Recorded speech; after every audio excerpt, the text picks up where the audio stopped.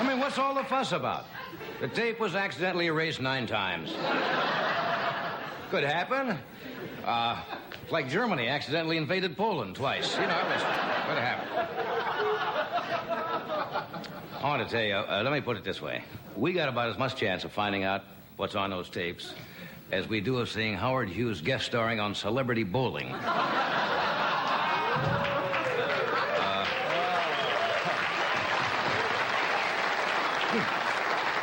All I can think of, if you remember this old joke that goes back 15 or 20 years about the guy that was arrested for stabbing the man in the street. And that guy says, he came around the corner and ran into my knife. 27 times. Backwards. It's a weird thing. Someone is in trouble. Now, as I understand it, I'm just reporting the news, you understand. Only 3 persons had access to that particular tape. Rosemary Woods, so she could be in trouble. Stephen Bull, so he could be in trouble. President Nixon, so Rosemary Wood and Stephen Bull could be in trouble.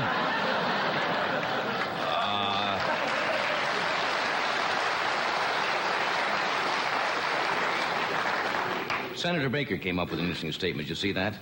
He said this potentially could be damaging to the president. It's like you're falling out of an airplane at 30,000 feet and the ground could be potentially dangerous.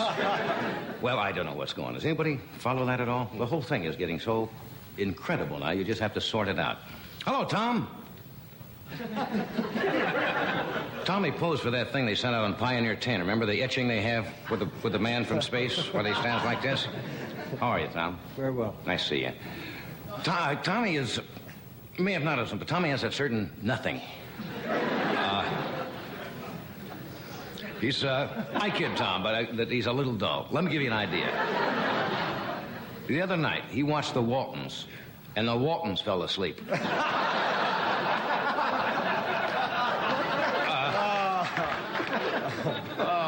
Isn't there any good news around in the world? You housewives will be excited to know, guess what's going up? The price in this country, very quickly. The price of meat. Meat is going up again, tremendously. Something's going crazy here. First gas went up, now meat. They finally got us. How do you siphon a steer?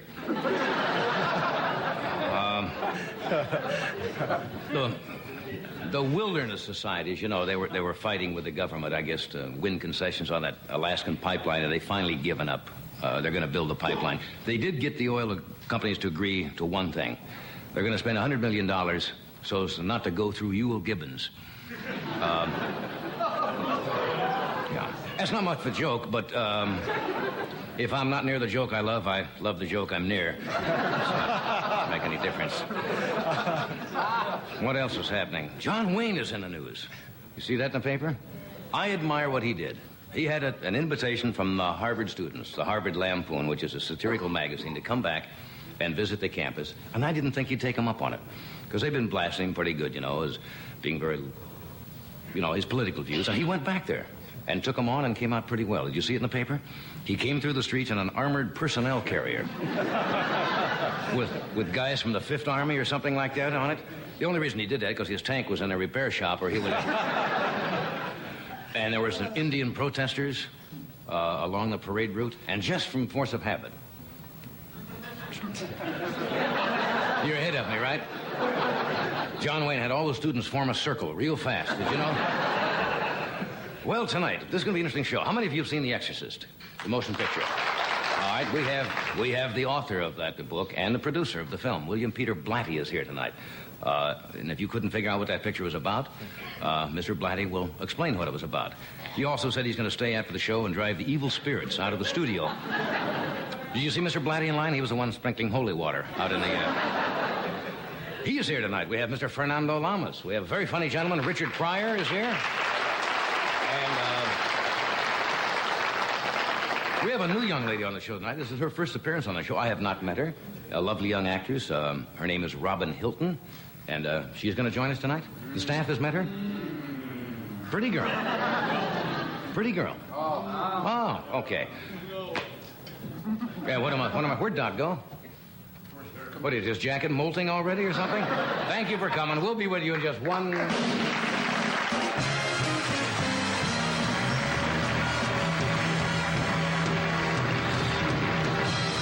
I thank you. We'll be back. Here is Doc now with a word about Alpo.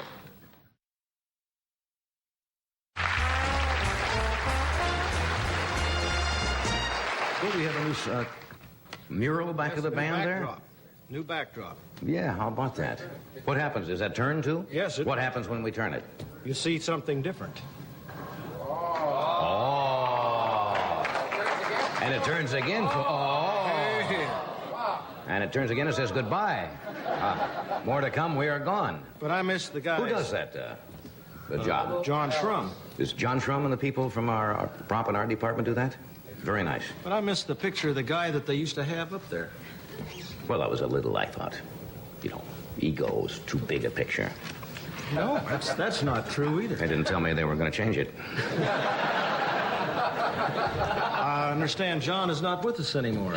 Don't say that. Tommy Newsom is going to do something this coming, well, not this coming weekend, but the weekend following this weekend. Tommy Newsom is giving a concert and a clinic. And after his concert, you'll have to go to a clinic. No, at the University of Wisconsin in Green Bay on the 26th of January. Great. How about that, Tom? Now, I understand the concert part, right? You play and so forth. What's the clinic? What do you do in the clinic? Well, they hope to have it cleared up in 2 or 3 days. I know that. See, the people might be interested. I'm asking a legitimate question. Can't get a straight answer out of it. But you sit with the students and talk about music and technique and so forth as in a clinic? I've never been to one before either. Students are certainly in for a wonderful... What would he do? What would he do at a clinic now? No, he'll get up and he'll lecture on whatever subject that he chooses at that moment. Probably he'll lecture on what does Johnny Carson really like. No, come on now. Clinic is... No, a clinic... Eddie Shaughnessy goes and has clinics with the drummers, and they sit around Eddie would get up and talk about drums. I would get up and talk about trumpet playing. Good. Tommy would get up and talk about dullness. No, you know that we kid Tommy a lot about. He certainly deserves it. No, that's Actually, I'm going to talk about how to find peace through death.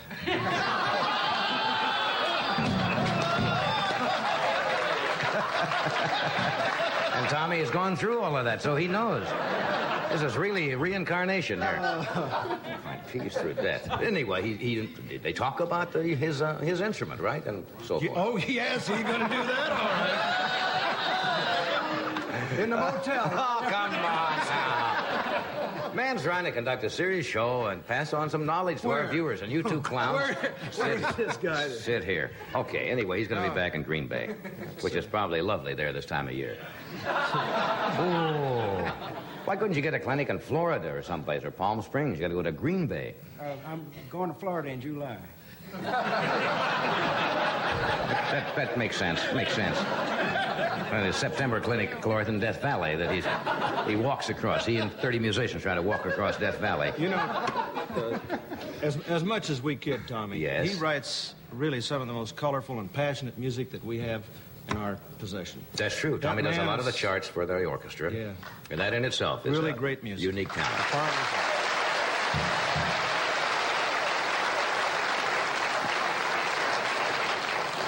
He should have been put away years ago. Okay, I've got some odds and ends here.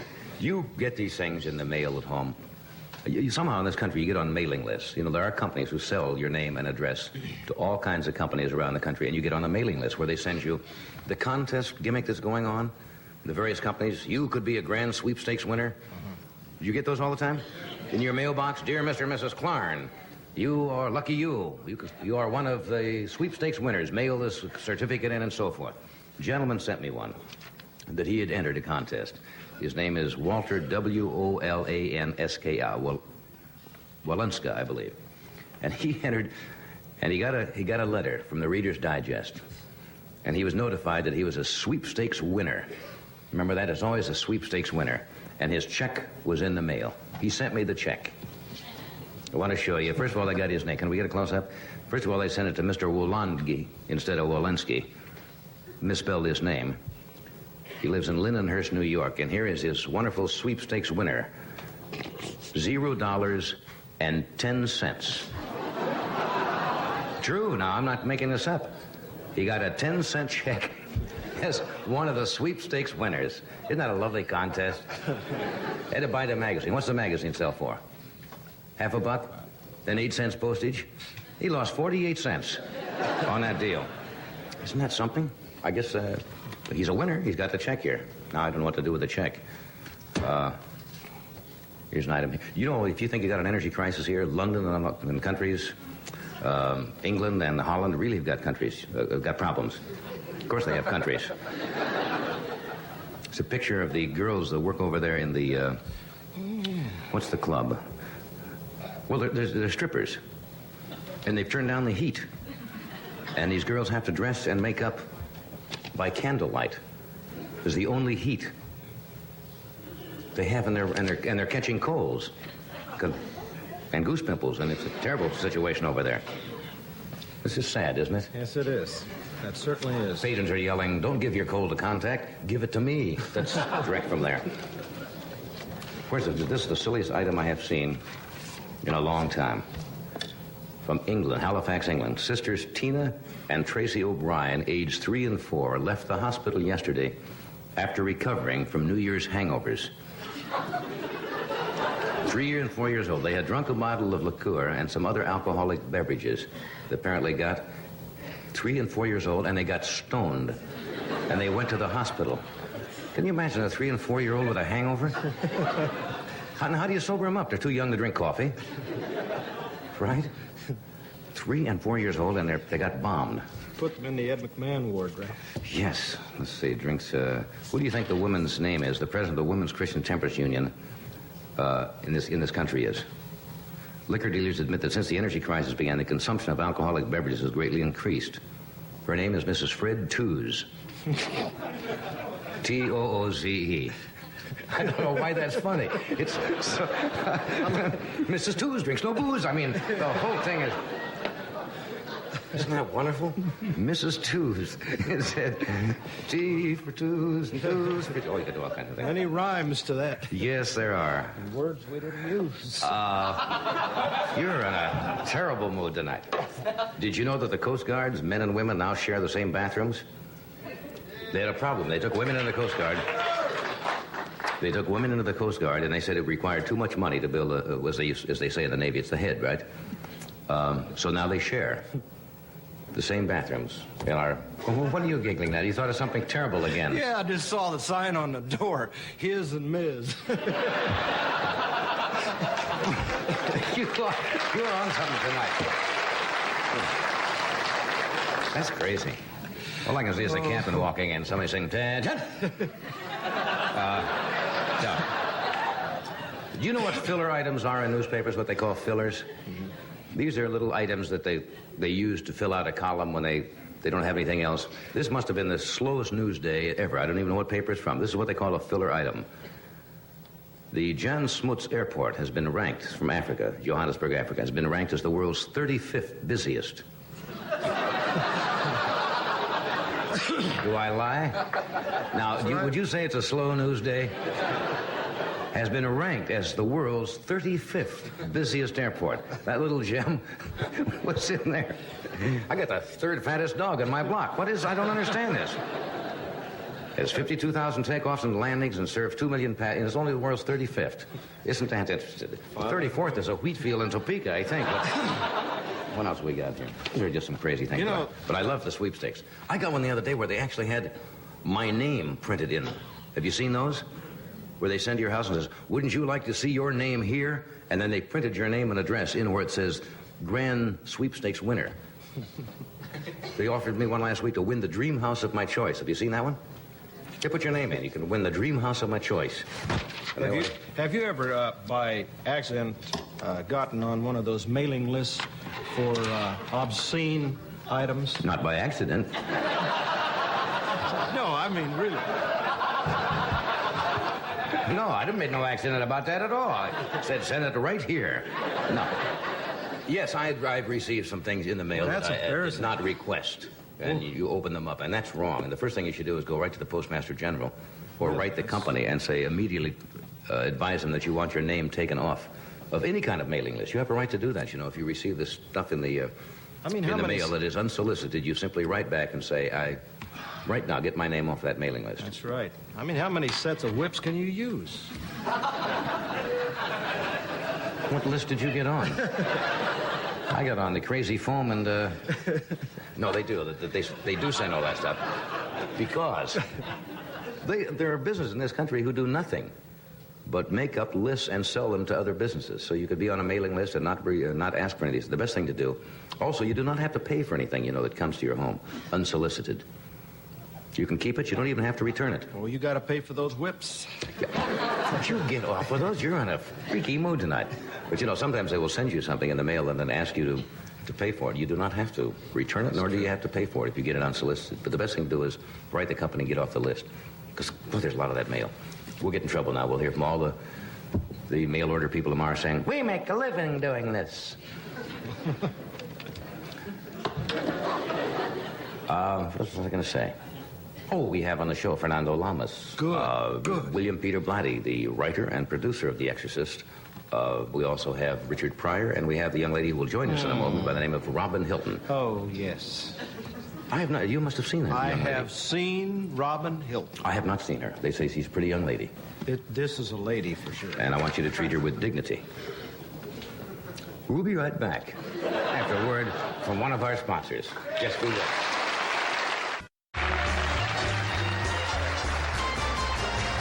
We've returned. My first guest this evening is the young lady we were just talking about. She's a young actress. Her name is Robyn Hilton. And this is her first appearance. She is going to be in Mel Brooks' new film that he is working on, which is crazy. From what I read once, it's called Blazing Saddles. That'll give you an idea of Mel's mind. Would you welcome Robyn Hilton?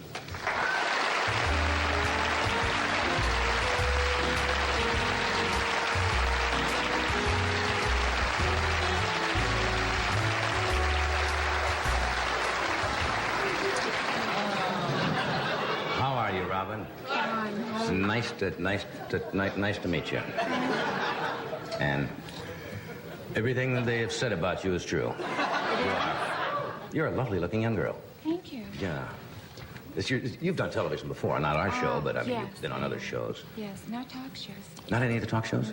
Well, you've done, the Situation, what have you done? What we might have seen you in? Let's see, Police Story. Police Story? Temperatures Rising. Yeah. I haven't done a lot of television. Yeah. Where are you from? Originally? Yeah. Twin Falls, Idaho. Is there somebody there from Twin Falls? Figures. I guess. That's nice country back there. It really is. That is beautiful country. A small town? Yeah, it's the third largest city in Idaho, which doesn't mean anything. Yeah. I'm from a farm, actually. I'm not from the town. Yeah. How long have you been in California? About 2 years. Yeah? What made a girl from Idaho to decide to come to California? Oh, to be a movie star. Really? Right. Well, did you enter beauty contests and things like that back there? No, I didn't. I don't believe in contests. Really? Right. That's what most girls do. They go into a local beauty contest and somebody says, why don't you go to Hollywood? And... Right. No, I decided when I was 3 years old to become an actress. Really? Right. I decided I'd be a star. Why? Who did you admire? Would you go to movies when you were young? Oh, yes. I would say, before my time, I'd say Carol Lombard was super fantastic. Carol Lombard, yeah. Right. Clark Gable. Clark Gable. Right. How about the current people? Don't you? Any of the current young stars intrigue you? Neil Diamond. Neil Diamond? Right. Yeah. That's it. Doc, you have fallen quiet over there. No, I seem to have lost my Congressional Medal of Honor. Never.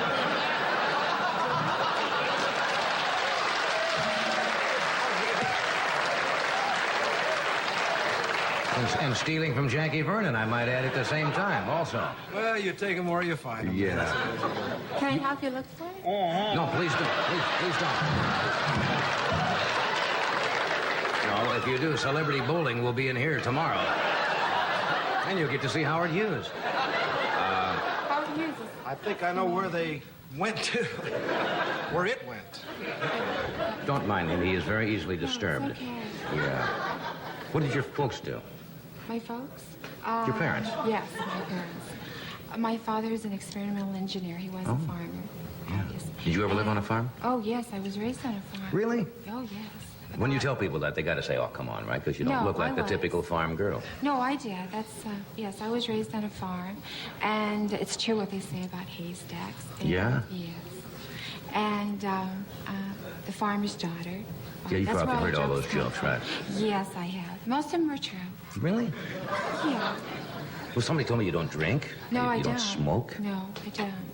Is that just personal beliefs that it's bad for you? And No, I do other things. we have to take a break. Can we come back and talk a while? Oh, I'd love to. Or throw a couple of frisbees or something? We're going to be right back after this word from Gentle Excedrin PM. It's the pain reliever that helps you get a good night's sleep. We'll return now. We disappear once in a while for commercials and stuff. If you just joined us, this young lady's name is Robyn Hilton from Twin Falls, Idaho, who grew up on a farm and came out here to become a movie star and is now working. Have you finished the movie yet with Mel Brooks? Oh, yes, we called finished Blazing a long time Saddles. ago. I read this. He sent that script to me once to read. It was called Black Bart at that time. It was. And they changed it to Blazing Saddles. Yes, they decided that Black Bart sounded too much like a black movie. Yeah. Which, you know. It's a crazy, insane script. totally I remember insane. reading it, and it was just nutty. It is. Well, Mel Brooks is totally insane. I mean, Yeah. incredible man. Incredible to work with. Yeah. Very funny. I play Miss Stein. Miss who? Miss Stein. Miss Stein. Right, his secretary, who doesn't type and doesn't take shorthand, but has other redeeming attributes. That's good old Mel. Right. How did you meet him now? Did you meet him through something else you had done, or did No, you have no, to go no. audition, or? Yes, I did. I just walked in and he says, you're Miss Stein. It was really insane. You just walk in the door and Mel just made his decision like that. Right, it was very fast. Before I knew it, I was up in wardrobe. Before you knew it, you're up in wardrobe. Right.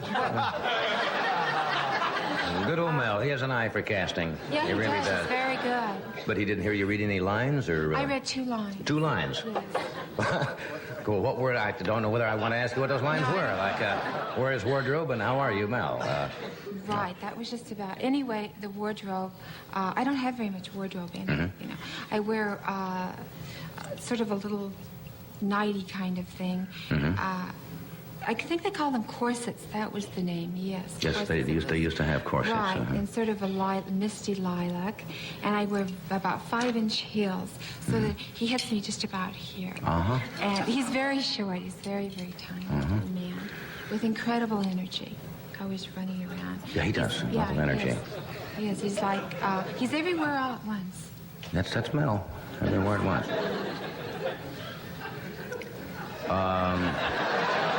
Excuse me, these short naps help me. I'm getting... As I get older, sometimes I tend to fall into my food, and... You meditating? Yeah, I do meditate. You meditate? That's very good. No, Oh, but it's good for you. yeah. Somebody told me you were an astrology buff, or not? Or- Well, I'm into astrology, numerology, handwriting, all of those things. You're a Scorpio. I am a Scorpio, that is Yes. true. Very dynamic sign, very lethal. Most of our presidents have been Scorpio. Very well. I think that's a compliment. I didn't know that. Yes, they're very sexy people. Well, I hear that, but how can you tell? Do you think really it makes any difference when you were born, whether you're going to be sexy? I mean, it just turned out this way. I could have been... No, I think it definitely does. They're very strong people. Very much like to get ahead. They like to have the last word. Stubborn. Yeah, I hear that all the time about they're stubborn Very, people. What sign are you? I'm a moon child. A moon child. Yeah. How sweet it is. Very sensitive. They used to be called Cancer, did it not? Yes. They changed it to moon child, I guess. Moon child. Sounds more romantic. Yeah, what's with moon child? Cancer's got to turn you off. Yeah. Right. How about moon child? What is Moon children, that's your best sign, you know. it's your best sign? No, your sign. Scorpios like moon children. It's Oh, I see. an I see. instant It's kind. good for me to be involved with a moon child. Yes, that's one of your better songs. What, you're raising your hand? You want to leave the room? Or what, Doc? No, in case she doesn't interest you, I'm a moon child.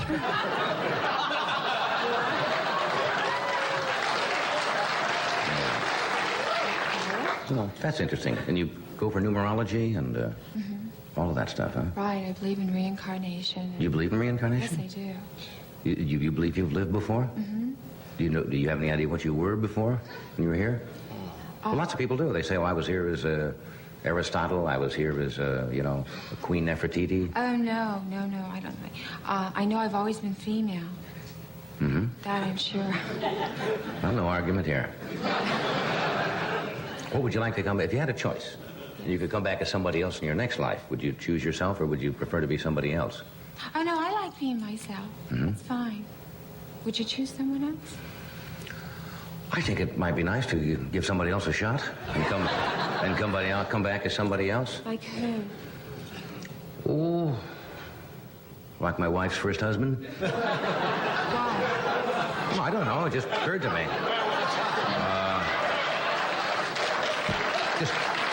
I meant that as a compliment, you see. I meant that as a compliment. No, I'd like to come back as a woman once. A woman? I really would. Why? Just to see what it would be like.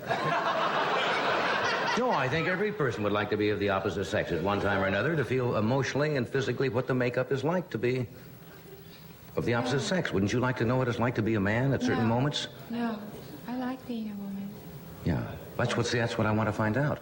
No, I like being a woman. I want to be a woman every lifetime. It's very pleasant. Yeah, I'll take your word for it. Somebody said you've been offered to do a layout in Playboy magazine, and you have elected not to do it, right? Yes, right. Well, now, lots of young ladies would think that would be a fine opportunity.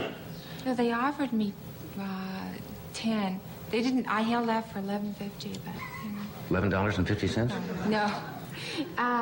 I think that I think being partially undressed or partially is much sexier than total nudity. I think sex is an imaginary thing anyway. It's totally That's true. in the mind. And I think it's much more fun to undress someone than have them undressed. Hey, Doc, I think that's the fun of Christmas, is opening the presents. You know?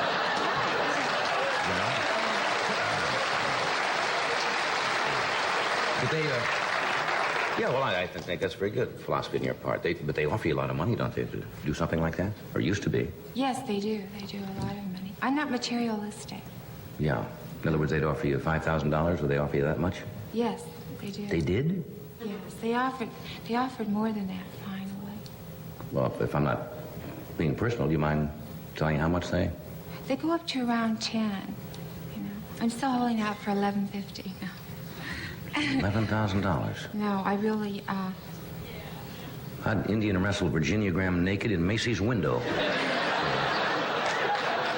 No, I wouldn't either. No. I don't know why that came up. No, I think that's good. It might not help your career at all, actually. No, I don't think it would. I'm doing just fine. Yeah. What are you doing now? You finished the movie?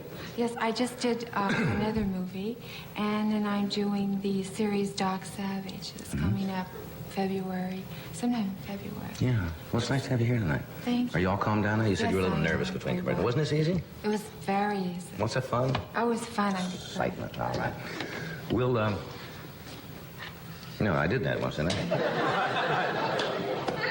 Headaches. Are you nervous? What? Are you nervous? No. Oh, God. We'll return after this word from Formula 44.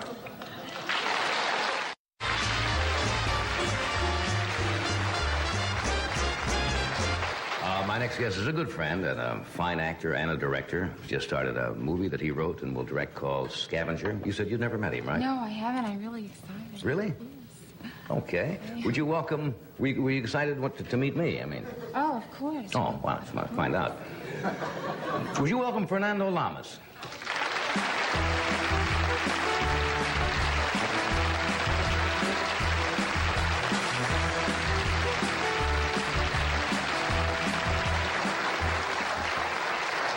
Robyn, you can come back on this end of the couch.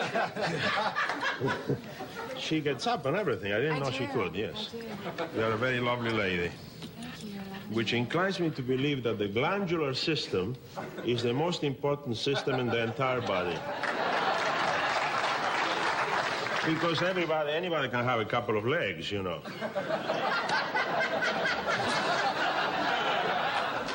Can't we ever get this discussion on a high plane with you? That's a very high plane. That's a very high plane. Yes. I'll just stand here and do the straight lines for The you. lady tonight. does not recognize the law of gravity. It's unbelievable. You're a very beautiful lady, and not only that, you're warm and tender and intelligent. My God. Thank I was listening to you backstage. Oh, you were. Yes, and of course you flustered these two gentlemen to no end. I really don't know why. You Latins are always, you pour on the accent. My hand. Look at But you. my hand is trembling.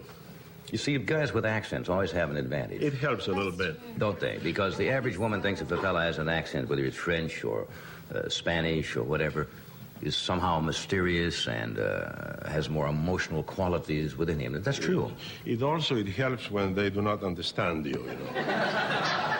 Right. Never thought Because you of can that. always say, I didn't say that. I didn't mean that. I didn't mean it that way. It just came out that way. Would that Like, how about it? be so smooth of you? Yes, yeah. But don't you find that with women also?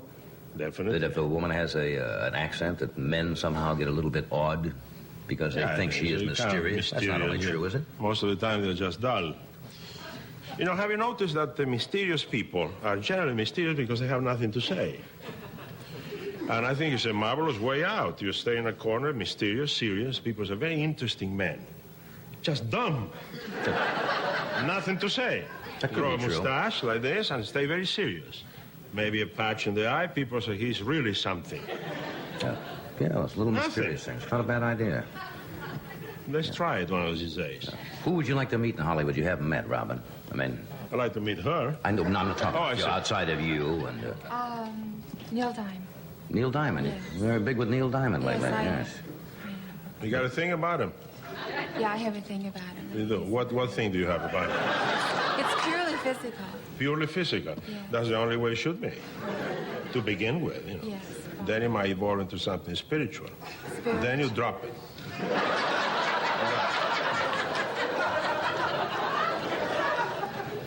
I always try to get a different, deeper relationship at first.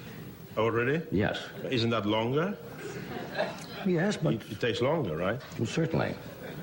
Well, what happens if when the moment of truth comes and she says, that's why you worked so hard for all these weeks? Now what? It's better to go right to the moment of truth then, first. If that works, then the rest is easy. But that anxiety of waiting and waiting and waiting if it's going to be good, that's bad. You know, I always feel like I'm at a boys' school when you're here, and I've just gone in and you're giving me a... No. Yeah. It's just a different technique. I'm sure yours is just as good as mine, but it's different. Yeah. Right. Well, you used to have, we talked about this one night during a commercial, you used to have a very violent temper.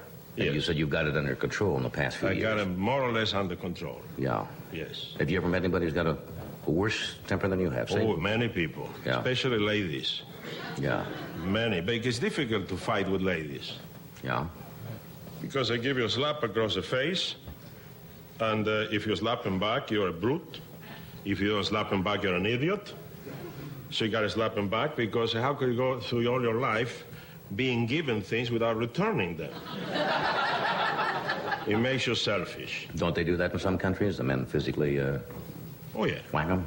Definitely. Would you wish a man to slap you? No, I don't like violence. Of course not. No, I don't. I don't believe in slapping women. I really don't. Unless they slap you first, you know. Oh, I see. Because I feel that when they slap you, it's because they probably want a little bit back. Really? Yeah, it's a tension that builds into some things, sometimes. Yeah. Mm-hmm. I don't try. You're thinking, eh? No, I don't think I could really do that. No. If you got hit first, have you ever Have I ever... been hit by a lady? Well, it wasn't a lady. He was not a lady. Well, no, because if she would have been a lady, she wouldn't have slapped me. Right. Right? That's a marvelous way out. Yes, beautiful. Yes. No, I was a long time ago when my temper was what I didn't control it as well. You have bad temper too, right? But I had to learn to control it. Right. Well, you have to. As you mature and grow older and tire, of a lot of things. Yeah, age will do it. You just get tired of doing every that. time. Every time. What do you do when you get depressed? You always seem to be in a good mood. You never seem to... No, I don't know, up and down my ways are. I get depressed sometimes. Yeah, what do you do about I get it? frustrated. Well, before I used to just sit in the chair and say, oh, my God, everything's terrible, and just sulk about it. And, I try to just knock off that negative feeling, incorporating a positive on top of the negative. Talk to yourself. Talk to yourself out there. Get the hell out of here. Like what's a devil standing, a little devil standing there. Say, get out of here. Leave me alone. It's raining, so what? It's good for the plants. The potatoes in Idaho are going to be big. How do you do? Well... Kiss my spuds. Yes. Whatever. Spuds are potatoes. Don't people know that? That's what they are. Right. I don't know why I thought about that. Yeah. Who would you like to come back if you could come back in another life? I'd like to be a kangaroo. You'd like to be a kangaroo? A kangaroo. Okay. A lot of jumping around. Yeah. Yeah. No, but if you... Seriously? Yes. Who would you like to be? I haven't thought about that, but no, I was listening to you backstage, and it might be a very good idea to come back as a woman. Wouldn't you like to know as a man? Get kind of even. Right, Right, learn all of their ways. You see, women are terribly strong. Yes. And interesting, much more than we are. We are little babies. Women are much more strong, much stronger in a crisis. And when things go wrong, women are much stronger than men. You know what happened if we had to give birth? Humanity would end in a month. No more kids, forget it. No. Oh, the pains, no more. And they go along, they have 10, 12 kids, and they're marvelous, We used to do a thing on the show talking about if you were in a hospital room. Yes. In one room, and somebody had to share the room with you, and it couldn't be a relative or anybody, a blood relative. Yeah. Who would you choose if you had to say 6 months now? 6 months? Now, you're saying that just as a physical thing. Oh, okay. Well, 6 months, you're going to be in the room. Oh, I was incapacitated.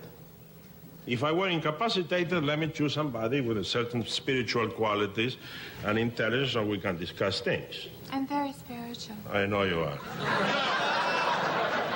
I'm sure you are. I am. But you find the strangest things inside of buildings that appear to be something else from the outside. Yeah, definitely. It's true. I could be very stimulating for longer than 6 months, I'm sure. Mm-hmm. I'm sure you could. I could. Yeah. Uh-huh. So whom would you choose? What kind of person, eh? Anybody. You can have your choice. But you're 6 months, you're with them alone. If I can be serious for a second, I really... It is an interesting If it's premise. serious for a second, okay. Sure. Half a second. I would like to be with somebody so highly evolved spiritually that would probably help me go through whatever it was that was keeping me right there in the hospital. Mm-hmm. In other words, somebody to discuss the problems of the moment, the fears, the anxieties that would go, obviously, with a situation such as that. Yeah. I don't know if it would be a man or a woman or dog, I don't know what. Yeah. But in that case, yes, something that would answer some of my questions, anxieties, and fears that we all have in situations such as that. Answer. Now, if I was physically capable of performing, then I wouldn't need that type of baloney. All of a sudden, that was baloney. Right, because you see how sweet and how tender everybody is when they think they're dying, and the moment they get well, boom, they before. So it's just for the moment, huh? That's it. Just for the moment, I figured you'd say something like that anyway. Yeah. We have to interrupt here for a brief moment. We're coming right back. Stay with us.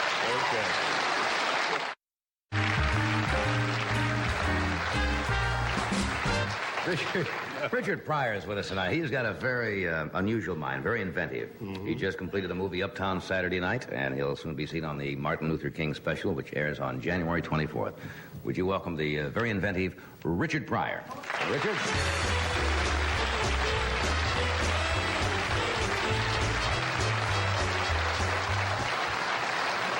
Hello?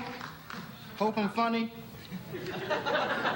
I used to do stuff that was interesting, because I'm from Pryor, Illinois, and it would get kind of dull, and I'd go and hang out with the winos on Sundays, because they knew everybody, you know. Especially, they would speak to anyone, you know, Dracula, anybody.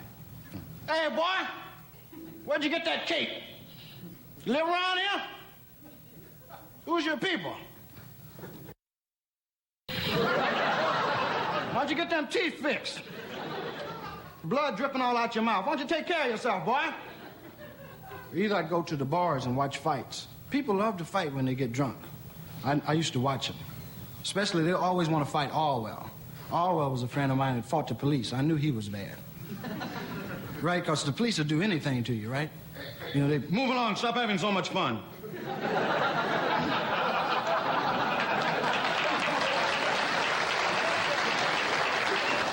Orwell would stop that. Hey, man, don't push me with no stick, Mr. Officer. I'm Orwell. 6'5", weigh 235 pounds.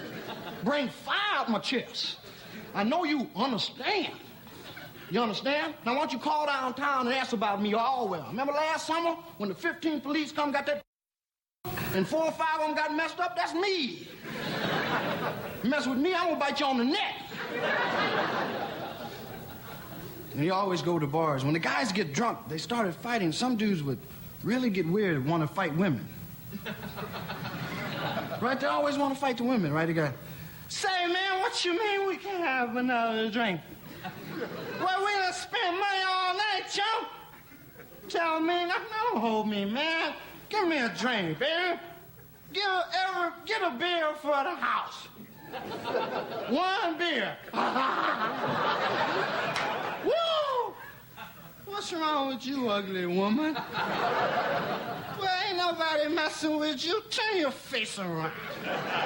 I'll knock you. Who are you, chump? I don't care if that's your mama. Wait a minute, baby. You done hit me. Say, man. No, don't hold me, man. Don't let me go. Don't nobody hit me, baby. Don't nobody hit me and get away with it. Well, do something, baby. You done kick me in the man. Don't nobody kick me and get away with it, baby. I mean that.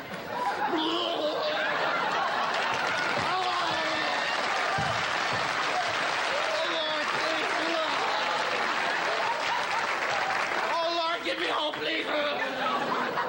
Oh, Freddie, please help me. Roll down the window, please. Put it up. It's too much air. Oh, Lord. I'll never do it again, Lord, please. Oh, Lord, please. Don't make me, Lord. There's nothing left to throw up, please. I ain't got nothing left but my manhood, please.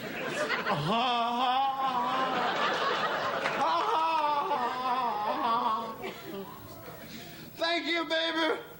You my man. I'm gonna get him. Kick me. I'm gonna kill him, baby. Hey, mama. Hey, baby, open the door. It's me. What's happening, baby? What's wrong with you? I know my breath smell bad. I've been outside in the barroom, baby, trying to defend your honor. You know, what's the matter? Why you mad at me? What was there in the glove compartment? I got that from a lady at the store, baby. My shopping bag bust. I asked her to loan me a bra so I could carry the groceries on.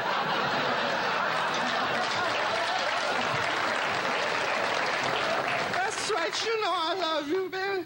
Help me get my clothes off. I'm crazy about you, baby. I want to make love to you tonight, baby. You better believe it.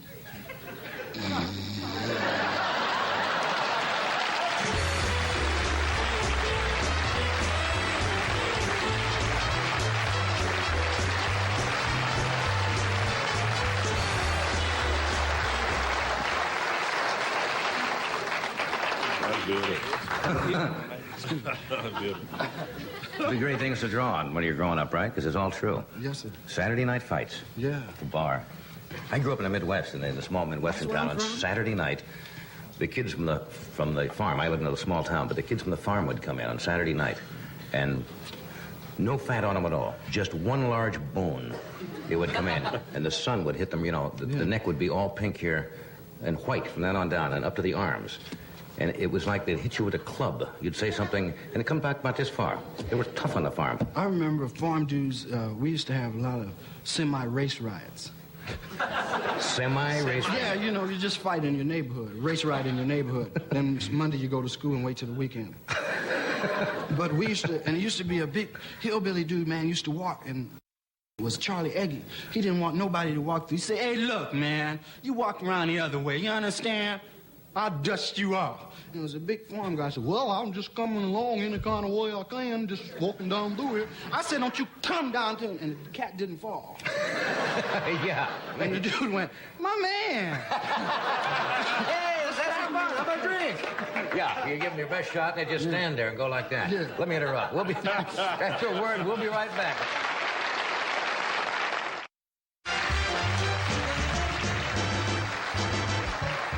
We're back. My guests are Richard Pryor, Fernando Lamas, and Robyn way down at the end there, Robyn Hilton. What was I going to say to you? Oh, I found out, and I should have known, because I remember when I first talked to Mel Brooks about the picture. You were one of the writers on this? Yeah. Blazing Saddles also. Yes, it was Black Bart. Yeah. I hope they still keep all the stuff in it. I haven't seen It was one of the most crazy scripts I'd ever read in my life. Absolute nonsense. If it comes off, it can be a very, very funny picture. Brooks has an extraordinary head for comedy, you know. The man well, so does this man. You know, He's a genius. Oh, tremendous. In comedy, it's unbelievable. Yeah. Really. absolute insanity. Thank you. Good to see you again. Good to see back. I understand you were back in Washington working there and were Yeah, I did a big concert. smash back there. Yeah, man, it was the first time I ever did a concert. And I was always scared that people, you know, wouldn't come. Yeah. So I've been afraid to do a concert because it's very embarrassing, right, to walk out. And Nobody there. 4 or 5 people. Yeah, that tends to give you security. Did you have politicians? I mean, people in government? I don't know, hope not. What did you? Did you go at them pretty Not heavy, too did cool you? to be friendly with them now. Good. You grew up back in, as you mentioned, Peoria. Yeah. Peoria, Illinois. Peoria. Yeah. Mm-hmm. Were you Thank you. influenced by movies when you were a kid? Lash LaRue. Lash LaRue. Lash LaRue was a Oh, man. yeah. And he used to always fight and jump up at the end. Remember? He'd jump up and knock the cats out. Him and Fuzzy Q. I like Bob Steele. Bob Steele? Oh, Bob yeah. Steele was in a movie once. We saw on television, man. I don't know if we was high or what, but it looked like... No, it looked like Bob Steele said to the dude that was fighting, looked like Bob Steele said, lighten up.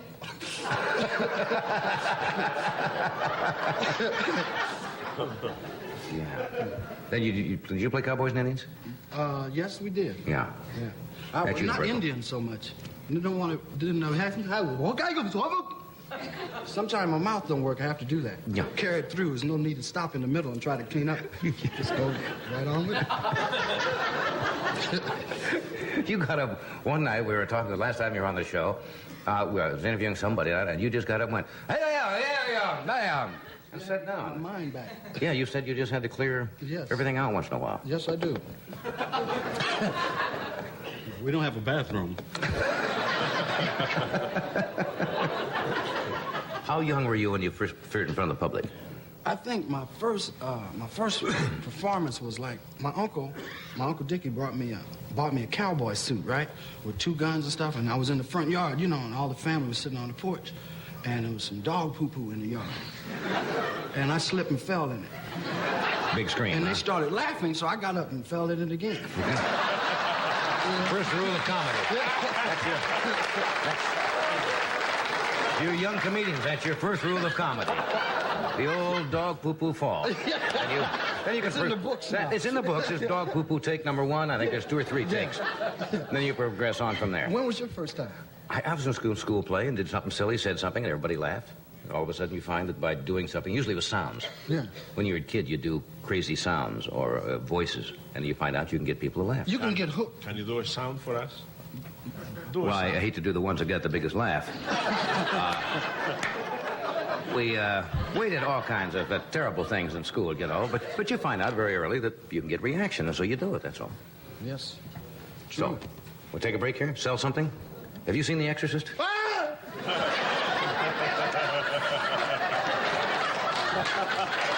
Apparently you have. Good. It's nice to know you enjoyed it.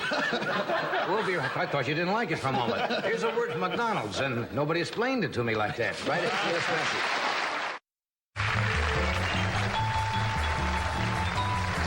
you. William Peter Blatty is with us tonight, who is the author, also the producer of the motion picture The Exorcist, and the book, as you know, was on the bestseller list for over a year. And those of you who've seen the motion picture, a lot of things have been said about the film. Practically every place you go now, if you're at a cocktail party or in a home, that picture comes up, and you get violent reactions on both sides. Some people think it was a great picture. Some critics thought it was not. Well, I'll tell you one thing. When you see the picture, it leaves an impact on you when you walk out of the theater. You have known you've seen something. Would you welcome the author and producer, William Peter Blatty?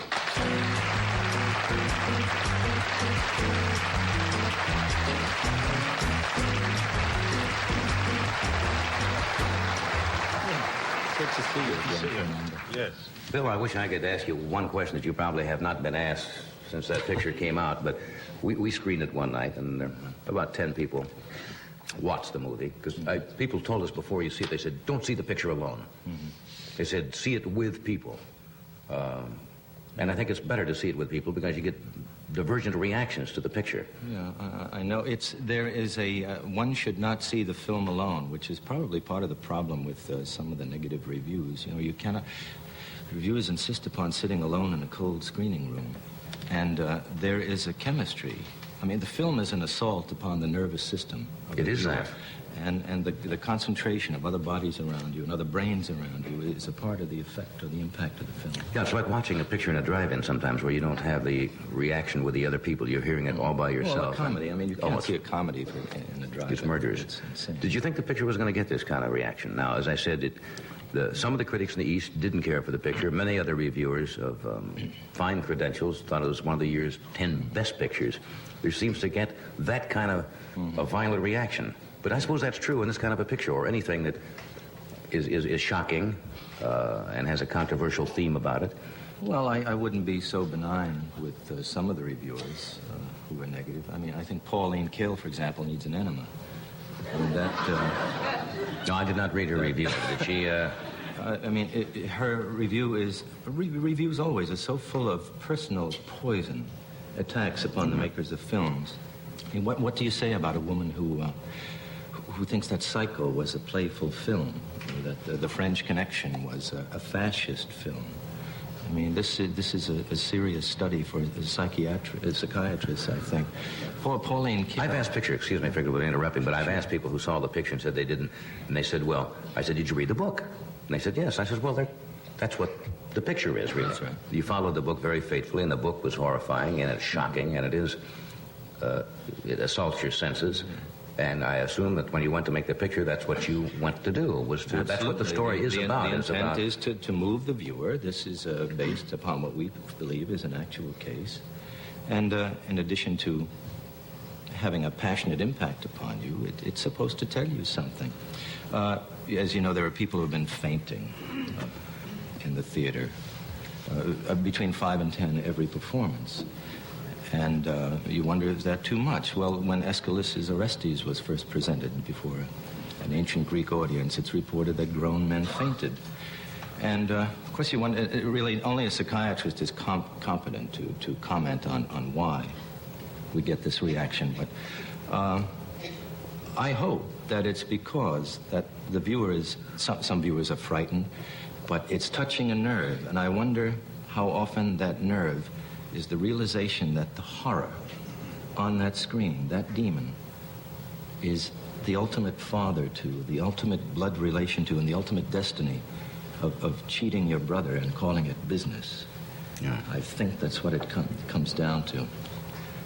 But I'm happy about it. We have the smelling salts handy all the time, and I'm sorry that some people are made uncomfortable for it, but I'm glad because it's done what it's supposed to do.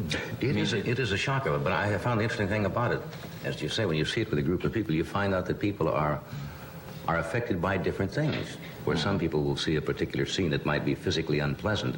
That doesn't bother some people, but the language of the young girl, which she uses, upsets them tremendously. Well, it should have. They see different things. It is upsetting, but the grown people will have different reactions to what they see as horrifying or obscene. I myself, excuse me. I'm Yeah, sorry. go ahead. Did the picture have any effect in the girl after? Is the girl all right? The girl is so psychologically sturdy to begin with. She's okay. Oh, she's tremendous. I think that was, I don't know how that Because started. you see, when I read that book before he went into the print. You know, Noel Marshall gave it to me. Oh, yes. With your typewriter. Yes. And it was a thing like this. Mm-hmm. And I said, where are they going to get this girl to play this? You know, and what is going to happen to the girl in the process of getting involved in this thing?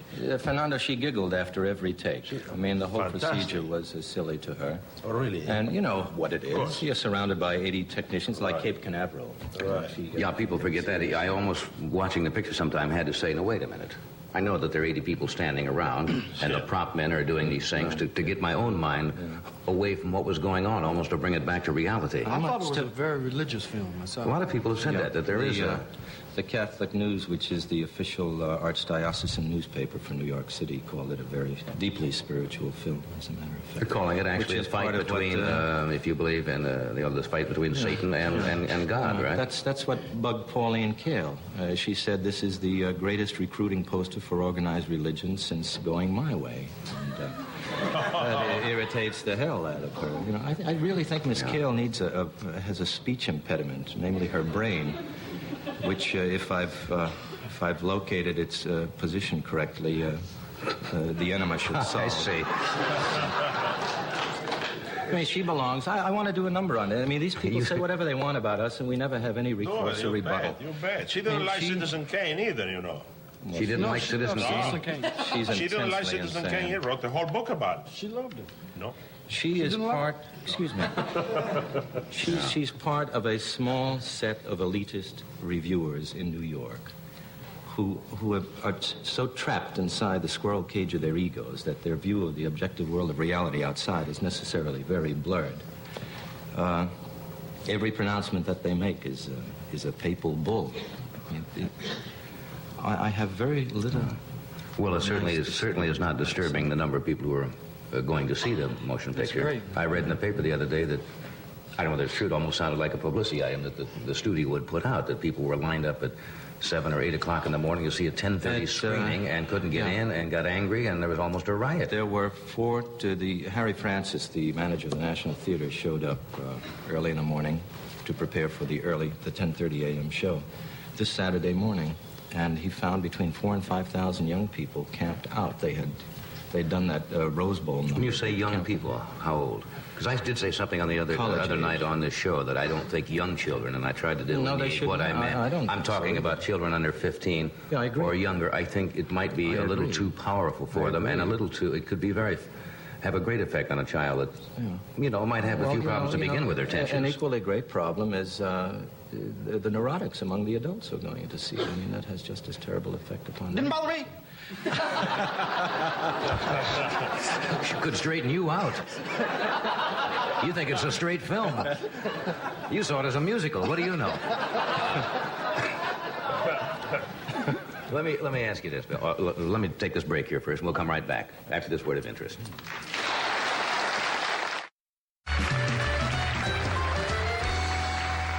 Talking with Bill Blatty about The Exorcist. The rites of exorcism, as such. Obviously, you researched this because I read, as you said, from the Catholic News, said that obviously this was carefully researched, and there are times when this has happened, these type of cases. Well, yes, have there not? The So-called possession by the... A case in 1949 in Mount Rainier, Maryland, suggested the novel, as a matter of fact, and the paranormal phenomena in the film occurred in that case, although I stress that there were no murders, no deaths. Right. The characters were not at all similar. That's all a work of fiction. Only the symptomology of possession and the paranormal phenomena come from that case and some others, although this is the only one that I know of that personally that, I think is authentic. There has recently now been, I just heard in July of this year in San Francisco, a case where a whole family was obsessed and the rite of exorcism was performed. I think there's a UPI story on that breaking on Sunday, as a matter of fact. Is this still a rite that is performed? Well, yes. It is in the Roman ritual of exorcism. in Asia and in various other societies, it's a common occurrence. But I stress for the fear that there will be so many people who possibly are a little neurotic, who are going to suddenly decide that they are possessed, that it is so rare. I know of one absolutely authentic case in this century. And there, to my knowledge, in this century, only 3 exorcisms have been performed in the United States. So it's nothing to get all excited. Yes, successfully? In fact, successfully, yes. I did bring along now what's this piece of tape we have? A piece of tape, which the quality is very bad because it was, of course, not done professionally. A portion of an exorcism performed in Rome about 5 years ago by a Monsignor Novaris. Now, this is not a study. I mean, this is not actors or anything. No. This is an actual. The exorcism took several months. Was this for a person? Because they also do it for buildings, I understand, or they can that's exercise the informal spirits. Exorcism of a place. But this was of a person. I'll talk about the person after you've heard it because I think you'll be a little startled. As I say, I know nothing else about the case except the 4 personalities are manifested. It's just for the sound of the possessed. All right, let's listen to the audio tape. You will hear the priest and... Yes, you'll hear the priest. That's the